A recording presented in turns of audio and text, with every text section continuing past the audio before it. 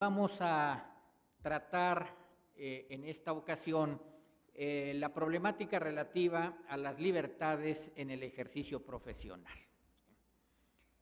Si analizamos este tema desde la situación que tenemos el día de hoy, podemos dar respuestas en un sentido, pero tenemos que analizar también el tema desde la posición de la propuesta que se está generando, que daría lugar a respuestas diferentes.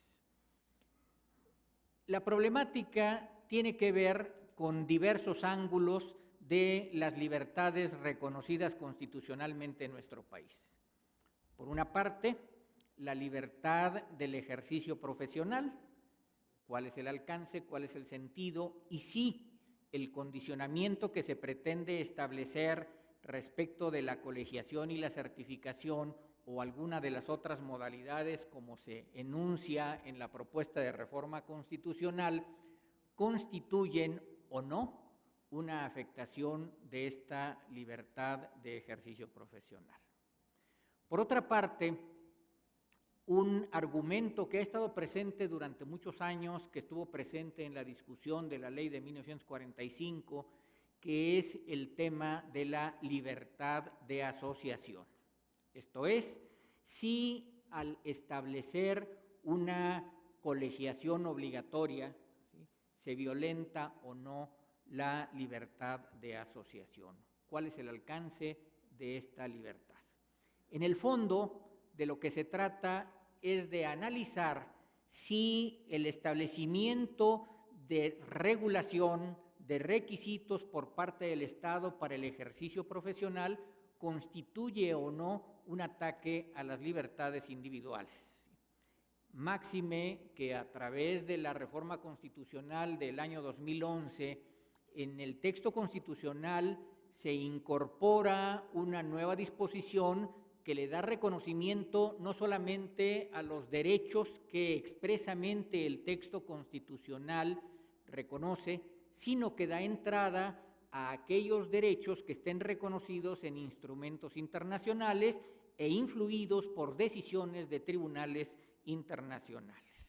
Esto configura un espectro más amplio de libertades que es necesario entonces analizar tanto a la luz de lo que hoy tenemos en vigor como de esta proyección que se está haciendo de modificación de esas libertades, puesto que todo ello trae consigo el establecimiento de restricciones en el ejercicio de esas libertades. Evidentemente, si yo para ejercer la profesión tengo que colegiarme, eso constituye una restricción. La problemática a analizar es si esa restricción se puede considerar válida o no. Si yo tengo que pertenecer a un colegio para ejercer la profesión, evidentemente constituye una restricción, y si además se prevé que cualquier condición que me obligue a salir de ese colegio, una expulsión, por ejemplo, impediría el ejercicio profesional, pues eso evidentemente constituye también una restricción a la libertad de asociación. Y como corolario de todo esto está una problemática también que tiene que ver con la situación de quienes al día de hoy ejercen ya la profesión habilitados en función de las reglas existentes y que en el caso de que se aprueben los cambios, ¿cuál sería la situación en que quedarían quienes hoy tienen su patente de ejercicio profesional? Esta es la temática que nos ocupa, y para el desarrollo tenemos aquí la presencia del licenciado Alfonso Pérez Cuéllar, quien es presidente del Ilustre y Nacional Colegio de Abogados de México, y a mi derecha el señor ministro José Ramón Cosío, integrante de este Colegio Nacional. Le voy a dar el uso de la palabra, en primer lugar, al licenciado Pérez Cuéllar para que exponga sus consideraciones. Muchas gracias, Alfonso. Bienvenido. Al contrario, muchas gracias. Buenos días a todos. Pues bueno, entrando ya en materia y para no extendernos más con los saludos y presentaciones, considero que sí es indispensable que analicemos esta libertad de trabajo o de ejercicio profesional bajo algunas otras ópticas. La primera sería que efectivamente la propuesta establece que para poder ejercer la profesión tendré que colegiarme. Ese es el primer presupuesto. Pero partamos de la base de que si se considera que eso vulnera el ejercicio o la libertad de trabajo, incluso para poder ejercer la profesión, previamente también tuvimos que cumplir con los requisitos, planes y programas que se establecen para obtener la cédula con efectos de patente. Esto quiere decir que se aceptan ciertos requisitos y se reconocen incluso por quienes ya ejercen una profesión y cuentan con esa patente para poder continuar con ese ejercicio profesional. Entonces, la limitación que sí se establece puede verse más allá que como una limitación, como una posibilidad de una diversidad de ejercicio profesional. De esta forma, tenemos que entender que la libertad no puede ser absoluta o no debe considerarse como una libertad absoluta de ejercicio profesional. Tiene limitaciones y debe tenerlas justamente al amparo frente a la posibilidad de entender que hay otros derechos y otras garantías que no pueden ser vulneradas por esa libertad de ejercicio profesional. La restricción a la libertad de trabajo, en su caso, como cualquier otra garantía, puede tener o debe admitir solamente cuando sea necesaria y sea proporcional, como se ha establecido ya por la Corte. En este sentido, debemos tomar en cuenta que acceder al ejercicio profesional por Estado o por colegios nacionales tendrá que analizarse siempre también bajo la libertad de asociación. Eso es el otro tema que constantemente se ha venido tratando. Esta libertad de asociación podría considerarse que se ve vulnerada al momento de que me obligan a colegiarme. Si yo tengo que continuar con mi ejercicio profesional, efectivamente debo pertenecer a un colegio. En realidad, debemos considerar que existen muchos colegios a los cuales yo podría acceder, porque habrá colegios nacionales y colegios locales. Efectivamente, tendré que pertenecer a uno de ellos, pero no es una sola opción de colegio. Y por otro lado, la libertad de ejercicio profesional, otra vez ve su limitación frente a la necesidad de proteger derechos de los usuarios de los servicios. Esta justificación se puede aterrizar en muchos ejemplos, porque cuando el usuario final del servicio profesional se presenta frente al profesionista al cual solicita un servicio, requiere que ese servicio cumpla con los estándares de calidad necesarios, incluso no solamente para que el mercado sea únicamente el que los pueda regular. Esa ha sido parte de la discusión en algunos casos, si el profesionista tiene la plena libertad de su ejercicio profesional y que entonces sea el mercado el que establezca cuando un profesionista cumple con estándares de calidad y el que no los cumple, pues el mercado los irá, digamos, haciendo a un lado o desechando. La realidad es que no podemos admitir esa prueba-error o esa posibilidad de que el profesionista pueda incumplir con los estándares mínimos necesarios y que entonces pues no haya un control que permita que el usuario final pueda acceder a esos servicios debidamente. También lo que ha ocurrido es que cuando nos enfrentamos a esta disyuntiva de saber quiénes pueden conocer esos estándares de calidad, efectivamente es muy difícil que una persona probablemente pudiera hacer la revisión de todos esos estándares de calidad, aunque sería mucho más accesible a través de los colegios. Lo que se busca aquí es evitar el daño y ser preventivos. Lo que se busca es que los profesionistas, después de cumplir con los requisitos necesarios por los estudios para obtener su cédula con efectos de patente, tengan un siguiente filtro constante en la certificación que nos pueda asegurar a los usuarios de los servicios, a todos nosotros, porque bueno, son servicios de diversas profesiones, que al acceder a alguno de estos profesionistas, incluso sin preguntar si el señor está o no certificado, su ejercicio profesional deberá estar regulado entonces y podrá garantizarse o por lo menos minimizarse la posibilidad del error en el ejercicio profesional. Pongamos el ejemplo de los médicos.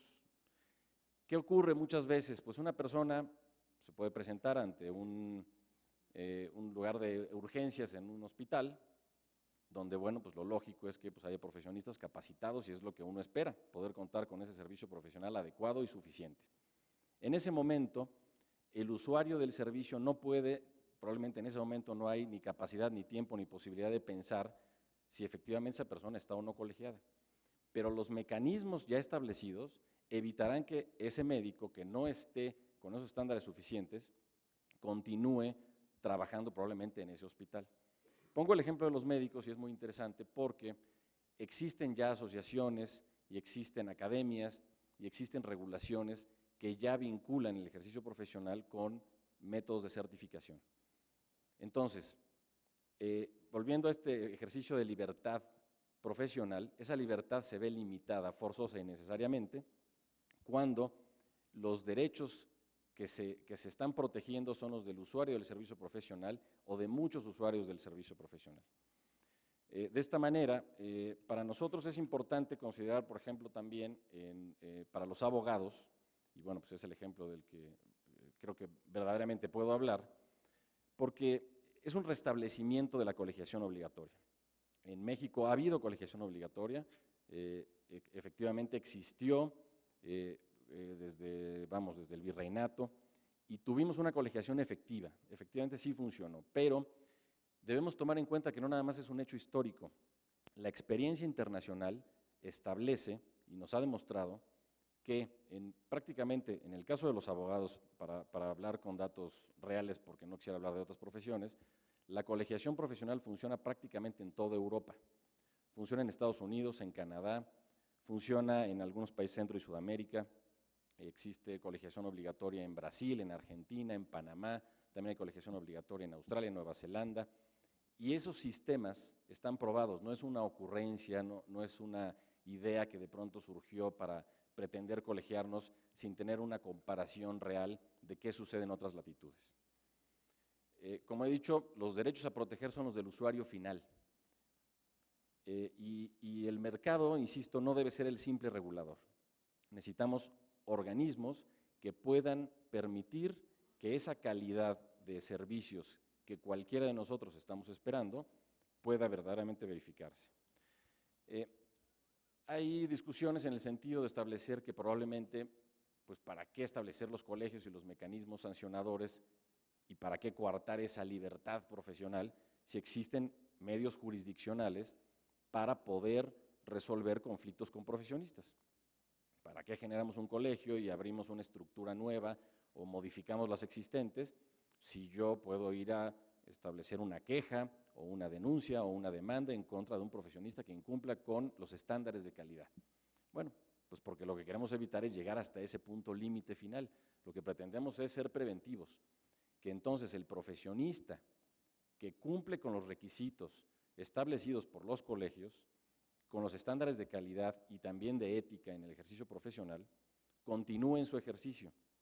¿Cómo lo vamos a saber? Bueno, pues porque habrá esa certificación que el profesionista podrá ostentar, podrá manifestar a terceros, podrá hacer del conocimiento público para que entonces tenga el beneficio de que frente ahora sí al público consumidor, al usuario final, le pueda demostrar que cuenta con la capacidad para prestar los servicios, que pueden ser muy variados o puede extenderlos tanto como su conocimiento y su interés profesional se lo permita. Otro de los temas, bueno, es que esta libertad de ejercicio profesional no es nada más, o se puede ver como esa vulneración a estar coartados por un nuevo sistema que tendrá encapsulados a los profesionistas. No, en realidad, todo lo contrario. La profesión, desde mi punto de vista, podrá ser mucho más libre. ¿En qué sentido? Porque tendremos profesiones articuladas, es decir, profesionistas que estarán unidos de una forma mucho más congruente y más ordenada, y sobre todo con una unidad mayor, porque hoy los colegios profesionales, salvo algunas excepciones, no tenemos un porcentaje importante de los profesionistas que están ejerciendo en nuestros colegios. No tenemos datos reales ni siquiera de cuántos somos, no sabemos dónde están, a qué se dedican, si es su única actividad, si ejercen otras relacionadas con la misma profesión. Entonces, ¿esto qué nos va a permitir? Conocer mejor a la profesión, sus necesidades, y de esta forma vamos a poder tener una profesión o profesiones mucho más fuertes frente al Estado y frente al público usuario. Por ejemplo, existen profesiones, y en algunas pláticas que hemos tenido, en el caso de, por ejemplo, los arquitectos, que pueden decir, bueno, pues es que hay ciertas actividades que no deben restringirse, no pueden limitarnos nuestra actividad porque, por ejemplo, es simplemente creativa, y la creatividad, pues, ¿quién la va a certificar, no? No hay forma de que alguien me diga si esto está bien o está mal y que alguien ponga estándares. Bueno, ese aspecto pudiera estar fuera, vamos a suponer que así fuera y de esto se trata de este análisis. Pero hay aspectos importantes que debemos tomar en cuenta, que un arquitecto, si está involucrado en temas de estructuras de suelos, cálculos, si está haciendo mecánicas de suelo o directores responsables de obra, toda esta información que tiene que obtener y que después deriva en una edificación o en cualquier otro tipo de trabajo que pueda vulnerar la seguridad de las personas o su patrimonio, debe estar, pues, debidamente controlada y tiene que haber una certificación. ¿Por qué? Porque ocurre, por ejemplo, en el caso de los abogados nuevamente, se obtiene una cédula con efectos de patente que es igual para todos. Nadie tiene distinción a partir del momento de que después del título profesional se obtiene la cédula nos representa ese documento con el cual decimos, ahora sí soy libre de mi ejercicio profesional. Bueno, pero esa libertad, nuevamente, está limitada con una responsabilidad profesional, porque si yo, al momento de concluir los estudios profesionales, considero que esa cédula me da libertad absoluta, pues hay una equivocación grave, porque no tengo la experiencia para atender asuntos penales, civiles, mercantiles, familiares, agrarios, y pongan la lista que quieran. Es una irresponsabilidad. El problema es que creemos que esa cédula, que además es permanente, porque no hay limitación, es decir, no tiene una vigencia, no es como una licencia o como cualquier otro documento que tenga una vigencia determinada. Y de pronto entonces una persona pudiera decir, bueno, tengo mi cédula, pasar 10 años en otra actividad, la que sea, una actividad comercial, y de pronto encontrar la cédula y decir, bueno, pues con esta cédula puedo ir a ejercer nuevamente. Aquí dice que soy lo que ustedes quieran, arquitecto, ingeniero, abogado. Y salgo al mercado y no estoy certificado, no conozco los cambios que ha habido, pues, en la medicina, en la reglamentación de estructuras, por ejemplo, en los casos de los arquitectos o los ingenieros, no conozco las modificaciones a la ley, no estoy vinculado con la profesión, no he estado, evidentemente, mucho menos en un colegio, y por lo tanto, pues, en ese supuesto ejercicio profesional libre, pues me presento frente al público y establezco una opción de oferta profesional. Y esa oferta profesional, pues habrá quien llegue y entonces alguien puede decir, bueno, pues ya el mercado lo quitará en su momento, ya ese profesionista no podrá entonces continuar en ese ejercicio profesional porque conforme las cosas no le resulten, pues evidentemente pues saldrá del mercado y tendrá que regresar a otra actividad. El tema es que lo que estamos buscando regular o lo que se busca regular con esta propuesta son profesiones que tienen que ver con la seguridad, la vida, la salud, el patrimonio. Es decir, creo que no podemos permitirnos el margen de prueba-error. Insisto mucho en eso, porque de esa forma, volvemos a lo mismo, esa libertad profesional no puede ser por esa razón absoluta, porque quien se encuentre frente al profesionista y a ese ejercicio profesional debe contar con el máximo estándar de calidad y de conocimientos. Y eso, si no se puede garantizar 100%, por lo menos se puede disminuir el riesgo tratando de hacer este tipo de esfuerzos en el cual el profesionista esté cercano al colegio, reciba capacitación y la recibamos como la recibimos muchos en los colegios, quienes estamos colegiados voluntariamente. Lo hacemos ¿por qué? Porque consideramos que es importante, que nos permite pues, tener tal vez una ventaja, ahora sí hablando en términos de competencia profesional, porque estamos mucho más informados y estamos a la vanguardia en el ejercicio profesional y en el conocimiento. Pero habrá pues, otros colegas, otros profesionistas, que pues, van dejando pasar tal vez el tiempo y sin embargo pues, manifiestan que no quieren estar colegiados porque su libertad de asociación no debe vulnerarse, lo mismo que su libertad profesional. Entonces, yo creo que ahí tenemos que basar el análisis de esta propuesta en esos términos. Hay cosas que evidentemente deben revisarse, probablemente tengamos que tratar mucho más en seminarios de este tipo, modificaciones a la propuesta, pero como ya se dijo hace un momento, esto apenas está empezando, no es algo que vaya a ser ya una imposición, porque hay quienes ya pudiera haber voces que están en contra de la colegiación, simplemente pues, por el hecho de que se les va a colegiar y como una situación que pareciera una agresión a la profesión y otra vez a la libertad profesional.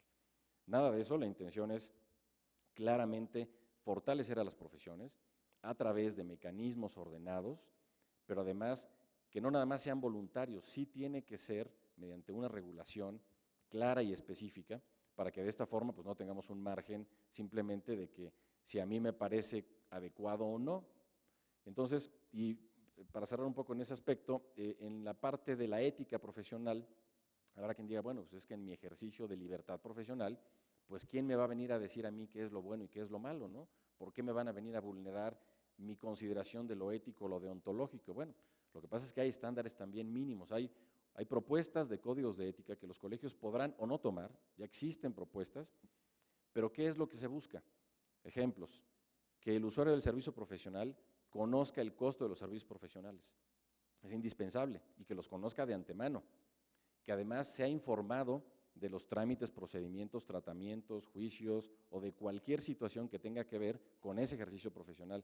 No puede vulnerarse la libertad del usuario o del cliente o del paciente a tener información respecto del servicio profesional. Son cuestiones de carácter también ético, de por ejemplo, no incurrir en una falta de informar sobre el servicio profesional, de ahí viene el secreto profesional también para médicos, para abogados. No podemos simplemente vulnerar esa posibilidad, ese secreto de la información que recibe el usuario del servicio profesional. Es decir, los aspectos éticos atienden a esos temas. Es decir, yo lo que invito es a que leamos un poco esas propuestas de códigos de ética. Esta diferencia entre lo bueno y lo malo no es nada más eso. Tiene que ver con aspectos muy aterrizados, muy claros, y eso es lo que verdaderamente tenemos que tomar en cuenta cuando simplemente hablamos de una queja por esa falta de, o esa incongruencia contra la libertad profesional.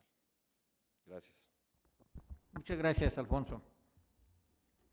Aquí hay varios puntos que me parece que es necesario darles una perspectiva. En primer lugar, cuando estamos hablando de libertades del ejercicio profesional, necesariamente tenemos que vincular ese ejercicio profesional con la actividad que se desempeña y la afectación que sufren o pueden sufrir quienes reciben esos servicios profesionales. Esta es la razón por la cual insistentemente se plantea en la ley como presupuesto de la reforma que solamente serán objeto de regulación aquellas actividades profesionales que tengan una vinculación directa con la vida, la salud, la seguridad del patrimonio y la libertad de las personas, cuya determinación quedará en manos de los expertos. Esto es, no se está partiendo de un prejuicio, sino simplemente se está haciendo un enunciado de cuáles son los valores sociales a proteger y entonces todas aquellas actividades que, de acuerdo con la consideración de los expertos, resulten regulables, serían el objeto de la regulación. ¿Por qué razón se parte de esto? Porque al día de hoy hay todas las leyes de profesiones en cada una de las entidades federativas y encontramos disparidades verdaderamente alarmantes. Por ejemplo, en el estado de Tamaulipas, el catálogo de profesiones sujetas a la ley es de más de 160 profesiones, ¿sí? En cambio, si vamos a revisar la ley de Quintana Roo, la ley de Quintana Roo dice simplemente que serán objeto de regulación y por tanto requieren cédula para su ejercicio todas aquellas profesiones que resulten de un programa autorizado impartido por una institución con reconocimiento de validez oficial en sus estudios. Entonces, ¿qué está regulando? Pues no lo sabemos. Por otra parte, pongo este otro ejemplo, la ley de Jalisco dice que se requiere cédula para el ejercicio profesional, por ejemplo, en la carrera de diseñador de modas. Entonces, sin desconocer la importancia social que pueda tener cualquier actividad, esa u otra, ¿sí? El problema es, ¿en verdad requiere de regulación aquella actividad, como en el caso el diseño de modas, o como ya se analizó y se comentó el día de ayer, el periodismo? ¿Sí? ¿requieren de regulación? Yo diría no, al contrario, requieren de la ausencia de regulación para poder florecer precisamente en esa actividad. En cambio, ¿sí?, si lo que está en juego es la vida o la salud de una persona, sí se requiere de regulación. ¿Por qué? Pues porque hay prácticas invasivas en la vida, la salud, el cuerpo, etcétera, de los individuos. Entonces, sí, la práctica médica, la profesión médica, en nuestro ejemplo, ha desarrollado lo que se consideran las mejores prácticas profesionales, pues lo conveniente es que todos aquellos que lleven a cabo una práctica similar compartan esas mejores prácticas. ¿Y esto a qué conduce? Conduce al señalamiento de que cuando hablamos de la vigilancia del ejercicio profesional, de la posibilidad de aplicación de sanciones, lo que estamos haciendo no es generando una concepción abstracta de un buen comportamiento, sino que cada profesión defina cuáles son las mejores prácticas profesionales que en el ramo específico de que se trate son las que pueden condicionar el ejercicio profesional. Y entonces solamente la violación de esas mejores prácticas es lo que puede dar lugar a las sanciones correspondientes, y la vemos así en términos muy generales. No es suficiente entonces con la vigilancia estatal. No es suficiente esperar a que se cometa un delito para que pueda haber una denuncia y la instauración de un procedimiento. No es necesario que se genere una afectación, un daño, para que haya un procedimiento que conduzca a la reparación de ese daño, sino de lo que se trata es que la profesión organizada establezca, difunda y haga cumplir esas mejores prácticas, esas normas en que se traducirán las mejores prácticas profesionales. Esa es la idea que preside la emisión de esta ley. La idea entonces es si hay una afectación porque se limita la libertad de los individuos, sí, indudablemente, pero, como lo decía el licenciado Pérez Cuéllar, el ejercicio profesional no es una de esas libertades que tenemos por el hecho de ser individuos, ¿sí?, sino que es una libertad que de suyo está condicionada al cumplimiento de ciertos requisitos. Yo no puedo ser médico porque decida ser médico, ¿sí?, sino si decido ser médico, debo cumplir con una serie de requisitos para poder llegar a serlo. Entonces, mi libertad está modulada por ciertos condicionamientos, ¿no? Esa misma modulación se lleva entonces al punto de la agrupación, es decir, ¿quiénes entonces son los que estarán facultados para determinar cuáles son esas mejores prácticas profesionales? Yo diría, la respuesta genérica puede ser, pues necesariamente, la profesión organizada. Esa profesión organizada tiene que traducirse en un órgano, ¿sí?, que fije esos lineamientos, esas prácticas, ¿sí? Y eso conduce al problema de la asociación, ¿sí? Si yo entonces, para ejercer una profesión, ¿sí?, debo incorporarme a una agrupación que sea capaz de controlar mi propia actuación, ¿sí?, entonces, por supuesto que se está también limitando, modulando esa libertad de asociación. La libertad de asociación es en principio absoluta, ¿sí? Es decir, yo puedo afiliarme a cualquier organización o pertenecer a cualquier organización, pero, ¿sí?, desde ahí empezamos con las modulaciones y limitaciones, tiene que ser para fines lícitos, ¿sí? Entonces, esa licitud, ¿sí?, es la que encuentra las modalidades o limitantes que requieren de análisis para efectos de estas cuestiones. Y luego el derecho, llamámoslo así, el derecho adquirido de un profesionista que, de entrar en vigor una reforma como la que está en juego, ¿sí?, pues estaría siendo afectado en la forma en que venía desempeñando su ejercicio profesional. Entonces, si esto constituye o no una posible afectación que resulte contraria a los derechos fundamentales. Esa es la problemática que está aquí. Bueno, Le voy a dar el uso de la palabra, en esta ocasión no al ministro Cosío, sino al doctor José Ramón Cosío, integrante del Colegio Nacional, porque entiendo perfectamente bien que tiene limitaciones constitucionales y legales para pronunciarse en un sentido. Sin embargo, estamos aquí ante un grupo de ciudadanos que está analizando un problema, y a eso es a lo que le invito. Gracias, doctor. Bueno, muchas gracias. Como ustedes saben, estaba programado para esta mesa el consejero jurídico del presidente de la República, pero por razones de su agenda no nos acompaña en la mesa y, pues, como dirían los beisbolistas, yo estoy aquí como bateador emergente y voy a tratar de posicionarme sobre estos temas. A ver, el tema de la libertad de trabajo creo que lo tenemos que entender en una forma piramidada inversa. ¿Por qué? El párrafo primero del artículo 5º constitucional nos dice que todos tenemos una libertad de trabajo, que nos podemos dedicar a la profesión, actividad, etcétera, que querramos, siempre que ésta sea lícita. En el párrafo segundo del artículo 5º dice, y lo decía muy bien ahora Cuauhtémoc Reséndiz, estableció el constituyente que algunas actividades ya organizadas con un corpus de conocimientos, con un corpus institucional que se denominan profesiones, requerirán una autorización del Estado, una licencia del Estado para efectos de poderse llevar a cabo.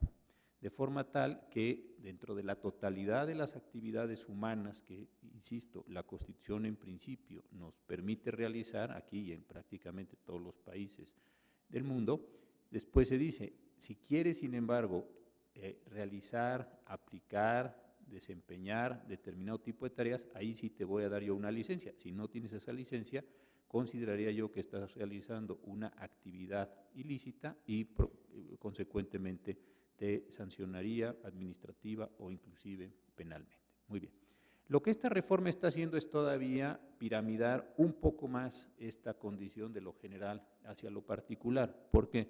Por lo que está diciendo en el artículo 6º de la ley, que solo las personas que cuenten con título profesional, cosa que ya sabíamos, cédula profesional, constancia de colegiación y certificación, podrán ejercer las actividades profesionales.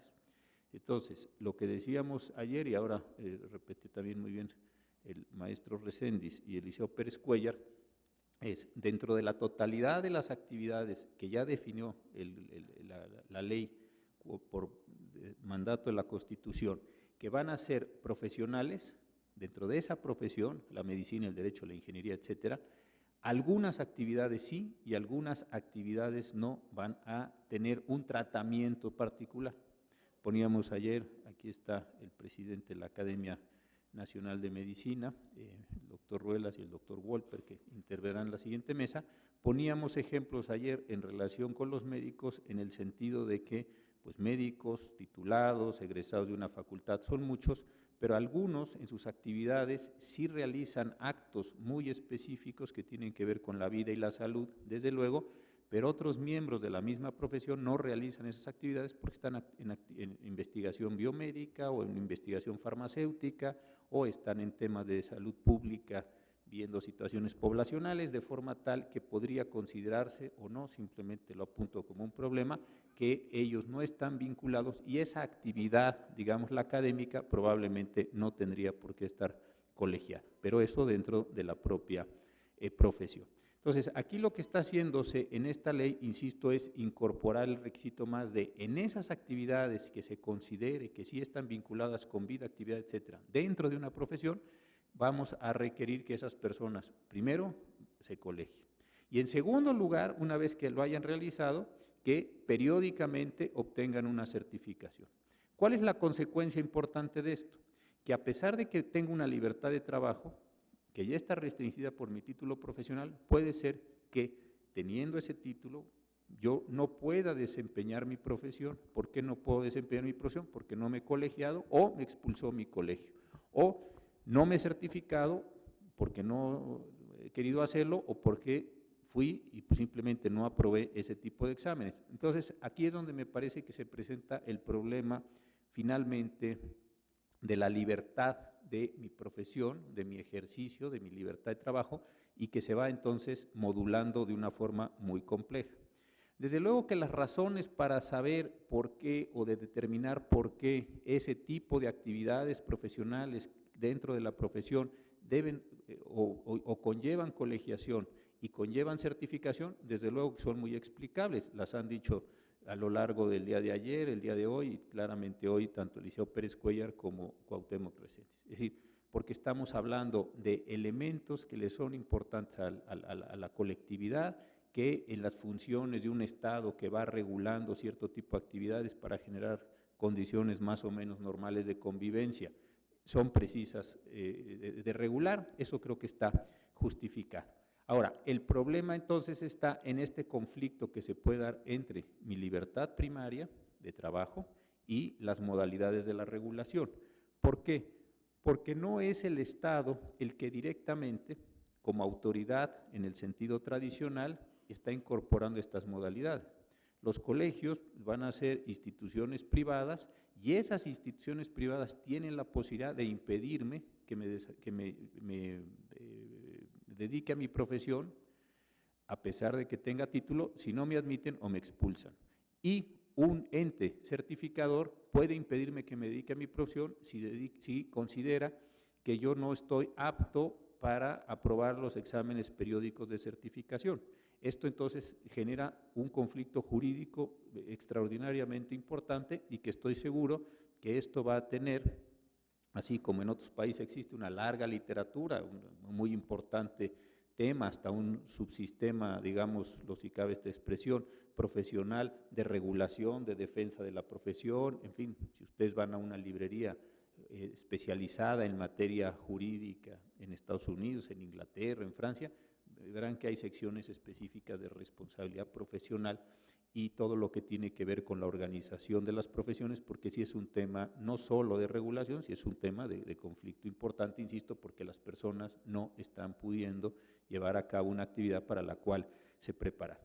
Entonces, ¿qué se observa aquí en este sentido? Que si el Estado transfirió cierto tipo de competencias regulatorias a entes privados, los colegios profesionales o las entidades, entes certificadores, pues desde luego que el Estado tiene que supervisar, tiene que encontrar mecanismos fuertes para efecto de que no se convierta aquello en un impedimento para el ejercicio profesional por parte de un grupo de particulares.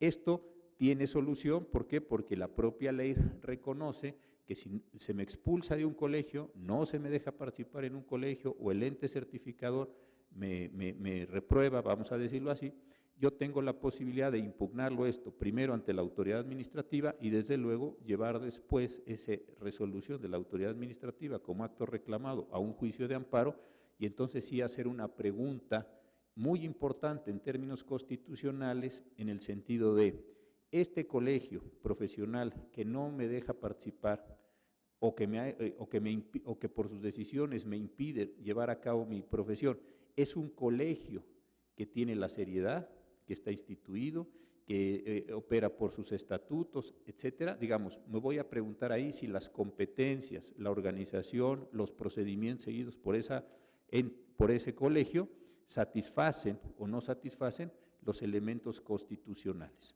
¿Qué elementos constitucionales? Los que dice el Congreso determinará los casos en que para el ejercicio se requiera colegiación. Esto no es un cheque en blanco, cualquier cosa no vale como colegiación.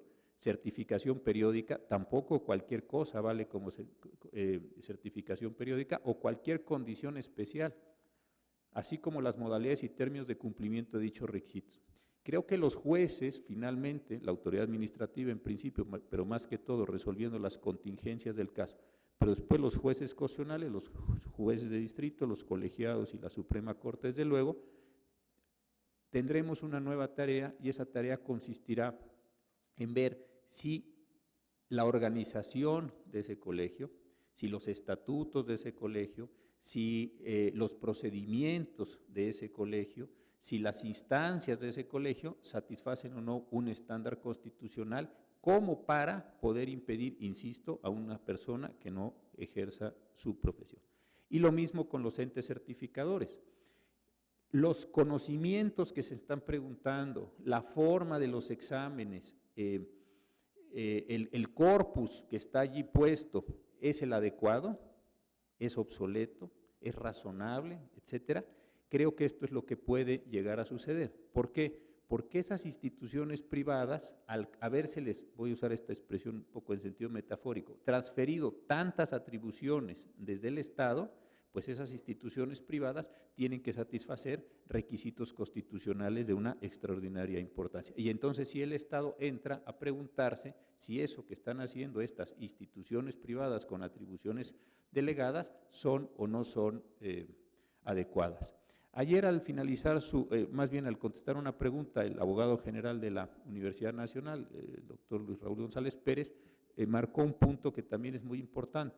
La nueva ley de amparo, que tiene unos pocos meses, año en vigor, año y medio en vigor, establece una solución interesante.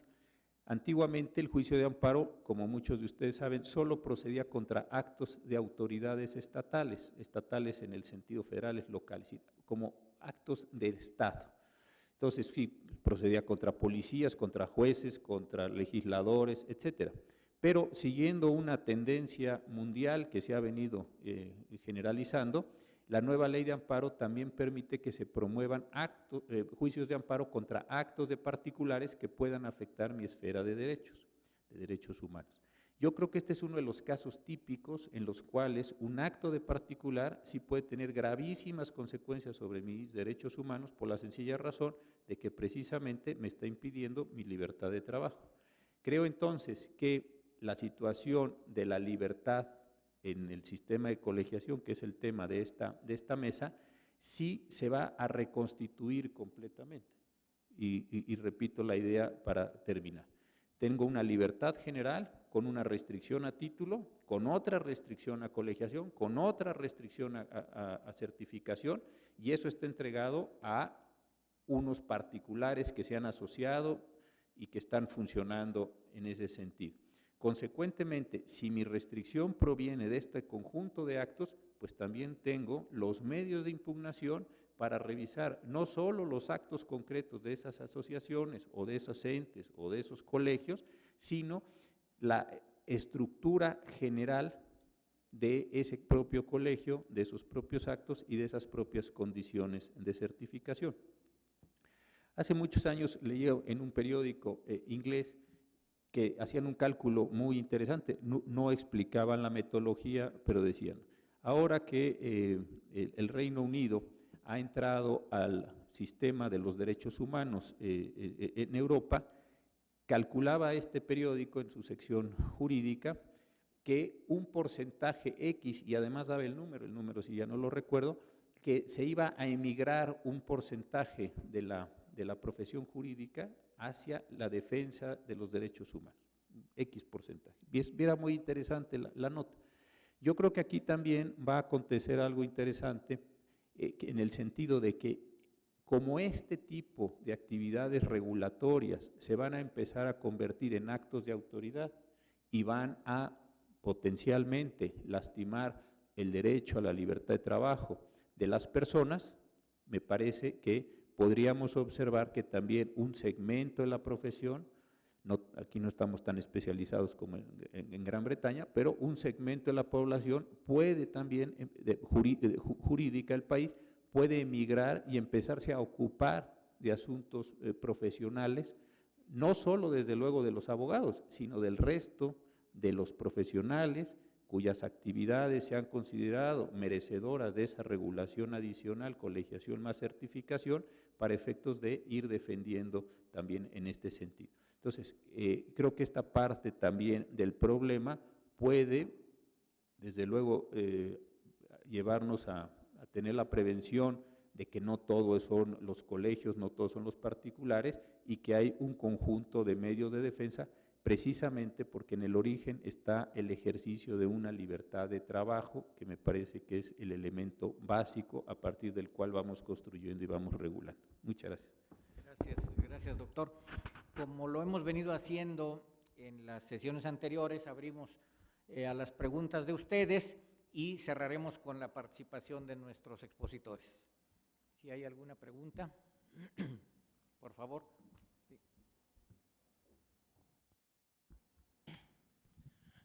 Buenas tardes. La vez pasada, bueno, ayer hablé otra vez. Bueno, ahora tengo una pregunta. ¿No cabrá en este caso, por el tema que decían, no todas las profesiones en todas sus actividades ponen en riesgo esos valores que se van a proteger, como la salud, el patrimonio, la vida? Como puede ser quien es un consultor, quien se va a un litigio, quien se dedica a la investigación y quien hace una cirugía. ¿No habrá manera de establecer ahí exactamente eso? Es decir, está certificado para, pero no está certificado para. Entonces, sí puedo ejercer la profesión, pero solo tienes unas restricciones, que parecería un equivalente a una especialización, ¿no? Y dos, el tema de si aplica César y retroactivo o no, no entraremos en algún punto en un tema de ponderación de derechos. Es decir, lo que estamos protegiendo en este momento es un grupo que hasta podríamos considerar vulnerable, que es el usuario de un servicio profesional. Acude con el profesional porque no tengo la capacidad para saber esto, y estoy muy lejos de saberlo. Emiten una opinión o me dan una recomendación o ejecutan un acto en mi persona que es altamente invasivo, entonces me vuelvo en esa relación altamente vulnerable, ¿no? Entonces, ¿qué estoy protegiendo? ¿Qué es más importante, proteger todos esos derechos o la libertad de asociación o la libertad de profesión? Esos son los comentarios. Gracias. Por favor. Todos. En particular, quisiera preguntar respecto a esta parte de… Predominantemente se ha hablado de los colegios de manera individual en las profesiones. No sé si se esté tratando una cuestión donde se vean las acciones interrelacionadas, porque pues aquí las actividades actualmente involucran esto. En particular, puedo mencionar el ejemplo en el que estamos conviviendo ahorita todos de esto que acaba de ocurrir, ¿no? Estamos en un extraordinario seminario, en un prestigioso colegio, y bueno, ocurre esta parte de que no asisten unos ponentes que están convocados. Para llevarse a cabo esto, pues se involucra una cantidad importante de personas y profesionales para llevarlo a cabo, y aquí dice quién es el responsable, por ejemplo, en este caso, de esto que ocurre, ¿no? O sea, aquí necesitamos de que hubieran estado estas personas porque se considera importante la organización de esta actividad presencial. Otra cuestión que quisiera comentar es respecto a esta parte de, por ejemplo, en mi caso particular, yo he hecho intervenciones profesionales en áreas de pueblos originarios y ocurren situaciones en las cuales pues la gente nos rechaza. Hay espacios en particular donde hasta nos corren a machetazos y cosas de ese tipo, y muchas veces la gente opina que dice son gente primitiva y todo esto, pero no es así. O sea, son gente con muchos saberes y mucha respeto por ellos mismos como personas, y en particular yo creo que aquí ocurren cosas que vienen de una herencia de otros profesionales que fueron dejando esas conductas previas y que de repente nosotros somos también pues los responsables, o no se nos hace responsables porque estamos en el momento. En ese sentido también muchas de las ocasiones ocurren cuestiones de sanción o de señalamientos a algún profesional porque fueron fallas de otros profesionales, como les comentaba ahorita ocurrió aquí, quién sabe quién sea el responsable, por ejemplo, en este caso particular, pero sí me gustaría ver esta parte de cómo ocurrían estas sanciones cuando dice uno está dando la cara como profesional, pero otro fue el que dio la situación del problema y que le afecta a uno. Gracias. Gracias. ¿Alguna otra pregunta?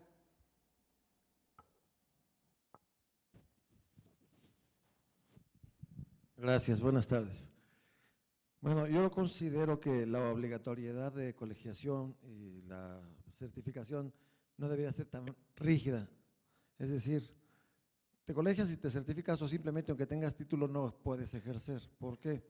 Hay muchos egresados que vienen de los estratos sociales muy bajos, no tienen recursos económicos y a duras penas sacaron su profesión.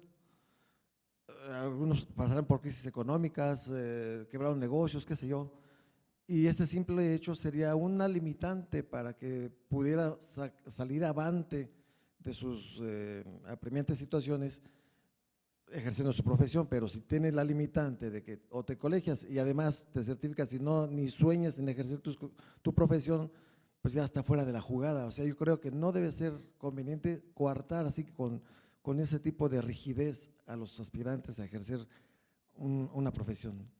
Es una sugerencia que les hago. Gracias. Bien, bueno, pues les cedemos nuevamente la voz. Por favor, Alfonso. Gracias. Bueno, a ver, comentando respecto a este tema de las diversas actividades dentro de una profesión. En el caso de los abogados, hoy podemos hablar incluso de las diversas profesiones jurídicas. Eso tiene que ver con que habrá casos en los que hay quien ejerce la judicatura, hay quien está frente a posiciones, por ejemplo, doctrinarias o simplemente académicas, habrá litigantes, es decir, una serie de actividades diversas que sí nos llevan a entender esas diversas profesiones jurídicas. Por lo tanto, sí debe de existir esa distinción clara respecto de las diversas actividades y cuáles merecen o no la necesidad de colegiación y o certificación obligatoria. Eso atendiendo, digamos, a ese primer aspecto. Y bueno, quisiera pasar también ahorita a esta última parte relativa a lo que ocurre con los egresados, por ejemplo, en el caso de obtener esa cédula y entonces a partir de ese momento pretender el ejercicio profesional absoluto. Y coincido totalmente con el planteamiento en el que podemos decir, bueno, claro, esa persona lo que pretende de inmediato es poder incluso generar recursos, incluso pues yo creo que cualquier profesionista pretende eso en el momento de obtener ya esa posibilidad, digamos, de ejercicio profesional. Sin embargo, tenemos que entender que hay un proceso para poder alcanzar los estándares también de conocimientos y poder entonces ejercer completamente la profesión. Por ejemplo, y voy a tratar de aclararlo a través de otras situaciones, como para ser juez, pues no puedo ser juez simplemente por obtener mi cédula. Para ser juez tengo que tener ciertos requisitos, lo mismo que para ser notario. Es decir, ese ejercicio de ese tipo de profesiones jurídicas requieren de un conocimiento previo y de otros filtros. ¿Qué es lo que se pretende con esta propuesta de colegiación y certificación? Que justamente el egresado se vincule con otros profesionistas, se acerque a ellos y pueda entonces tener ese conocimiento derivado del ejercicio profesional de terceros o de profesionistas ya en ejercicio profesional y con más experiencia. Vuelvo al caso de los médicos, insisto, la verdad es que, y no porque estén aquí médicos presentes, pero tienen un grado de avance interesante en lo que significa el grado de entendimiento de cómo acercar a un profesionista al ejercicio profesional absoluto. Los médicos requieren de residencias, requieren de cierta experiencia previa antes de poder explotar completamente alguna especialidad, por ejemplo. Entonces, ese acercamiento será necesario y forzoso, sí obtendrá su cédula, podrá iniciar el ejercicio profesional, pero tendrá que entonces vincularse, insisto, con otros profesionistas que con la experiencia le permitan entonces no nada más tener el conocimiento que le acredita la cédula o el título, sino la práctica. Y es otro de los grandes temas que tenemos que insistir mucho. No es exclusivamente que por el hecho de concluir los estudios profesionales estoy capacitado para ejercer completamente la profesión. Y yo creo que si hacemos un examen de conciencia, todos tendremos que estar de acuerdo en eso. Por mejores promedios que pueda obtener una persona que se esté titulando o incluso al haber estado siendo egresado de la mejor universidad, en la mejor carrera que haya llevado a cabo, hay todavía mucho por aprender. Es más, todos podemos coincidir en que ahí empieza el mundo real y que de pronto, si no ha habido esa vinculación con el ejercicio profesional en los términos, insisto, aterrizados con un profesionista que ya conozca y esté ejerciendo, pues difícilmente podemos pretender que una persona pueda ejercer de inmediato la profesión. Y para terminar, simplemente, por esa es la razón en la que tengo que acreditarle al colegio que cumplo con los estándares y conocimientos y tengo la técnica suficiente para desarrollar esa actividad. Gracias, Alfonso. Doctor. Y son varios problemas. Primero, el de la retroactividad. El tema de la retroactividad, desde luego, podría presentarse. Técnicamente podría salvarse si se hace la reforma constitucional y se establecieran las condiciones, dado que es, como todos sabemos, difícil generar la inconstitucionalidad de la reforma constitucional. Aquí yo creo que es uno de los temas más importantes, porque ¿qué se va a hacer con las personas, en mi caso, que ya estamos elaborando? Se puede tomar dos decisiones. Una, decir, pues usted se tendrá que certificar en un plazo de X número de años, que es la solución que tiene la ley. Bueno, pues yo tengo un tiempo, me acomodo, etcétera, y con eso me parece que el asunto estaría resuelto. Otro, que se puede decir, todos los que ya egresaron no tendrán que certificarse, con lo cual entonces simplemente posponemos el problema muchos años por las crecientes expectativas de vida de las personas. Creo que este es un tema delicado pero me parece que hay una solución razonable posponiendo, para quienes ya estamos en el ejercicio, un tiempo que nos permita adecuarnos, estudiar, actualizarnos, etcétera, en ese mismo sentido. El otro tema, creo que tiene, y puedo conjuntar las preguntas así. Hace tiempo leí un libro bien interesante de un señor Arbesman, que se llama La media vida de los hechos. Y este señor se hace una pregunta que me pareció muy interesante: ¿cuánto dura el conocimiento en las profesiones en general? ¿Cuánto dura en medicina, en ingeniería? Es un libro interesante.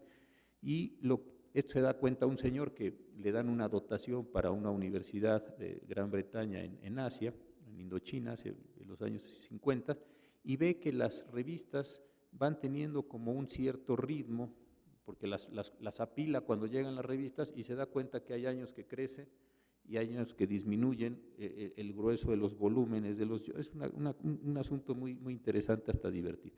Y entonces él de ahí se pone a medir consistentemente cuánto dura el conocimiento en cada una de las profesiones. Y el conocimiento caduca con una gran velocidad, esto hay que decirlo. Yo cuando terminé el libro me paré frente a mi librero allí de los libros con los que hice la carrera, y si yo dijera cuántos de esos libros me explican el derecho hoy, yo creo que prácticamente hubiera tenido que tirarlos.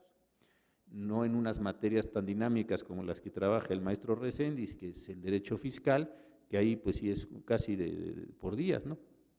Y hay otras, el penal, pero piensen ustedes, en los que estamos aquí, que somos abogados, si hoy el libro de amparo de X profesor, o el libro de garantías, ya ni el nombre es aplicable, o el libro de derecho civil, yo creo que nos explican realmente muy pocas cosas. Yo creo que esto es entonces una de las condiciones. Si el Estado nos otorga una licencia para que hagamos cosas, pues tenemos entonces que tener un altísimo nivel de actualización, porque si no se va de verdad el conocimiento desechando. Nosotros en la Suprema Corte generamos una gran cantidad de jurisprudencia. ¿Cuánto es la vida de la jurisprudencia? Pues es escasísima, ¿no? Caduca, ¿sí? Caduca. Y todo eso es conocimiento que en su momento fue determinante, determinó la propiedad, la libertad, los bienes, y hoy realmente a nadie le importa más que si está haciendo historia del derecho. Entonces creo que ahí hay un problema central, y eso nos lleva al mismo problema que usted dice, que es muy cierto. Hay personas que están en esta condición económica, pero del otro lado hay personas que son atendidas por esas mismas personas. Entonces, ¿a quién beneficiamos? ¿A un señor para que tenga las posibilidades de ejercer el trabajo, o a aquellos que son usuarios de los servicios de ese señor que está realizando el trabajo? La opción que tomó la Constitución es precisamente la de la protección de los bienes, no de la protección de la persona que esté. Usted lo entiende muy bien porque ha estado haciendo unas preguntas muy interesantes a lo largo del seminario, pero ahí que lo que se dijo, usted está en una mala condición económica, esto es lamentabilísimo, no le vamos a impedir que haga cosas profesionales, pero cuando sus actividades profesionales se refieren a vida, libertad, etcétera, ahí sí le vamos a elevar el nivel de exigencia, porque no queremos que lastime a personas como consecuencia de su actividad. Yo ayer comentaba que tuvimos un caso precisamente con los médicos, donde una persona, siendo médico general, se oponía a pasar por los colegios de certificación en cirugías estéticas, y la Corte le contestó: no, está obligado usted a pasar y certificarse. ¿Por qué? Porque precisamente usted lastima vidas cuando, a cuento de que está haciendo una cirugía estética, pues ya hemos visto algunas noticias, en fin, este fue además un caso de una persona famosa que tuvo algunos problemas con la cirugía, y la Corte dijo: no, sí está usted obligado. ¿Por qué? Porque precisamente lo que estamos protegiendo es la salud como derecho constitucional del artículo 4. Así es que si le ponen los entes certificadores un estándar más alto y usted no lo aprueba, pues usted no podrá realizar la profesión. Y si la realiza, ya sabemos, tiene una consecuencia penal por usurpación de profesión o las distintas modalidades. Entonces creo que estas son las tensiones más fuertes que se están presentando en la ley. Yo creo que alrededor de eso estarían estos mismos elementos. Muchas gracias, doctor. Pues ahí quedan los planteamientos.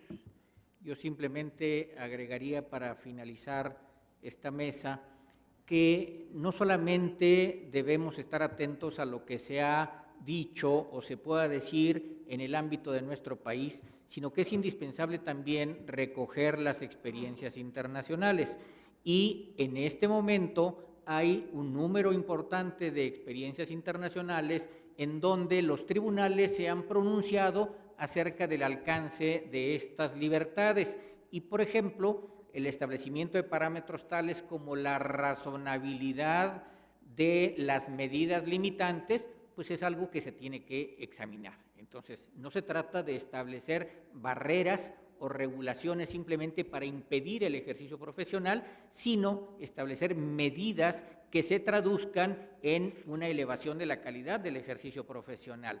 Si estas medidas se consideran razonables, si son pertinentes en función de la actividad de que se trate, entonces se consideran que son medidas compatibles con el ejercicio de los derechos humanos, tal como se ha entendido en este contexto internacional.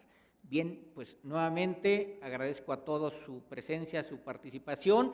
Cerramos esta mesa con el agradecimiento al doctor Cosío, al Alfonso Pérez Cuéllar, y hacemos un receso de unos minutos para concluir con la siguiente mesa, por favor. Muchas gracias. ¿Sí?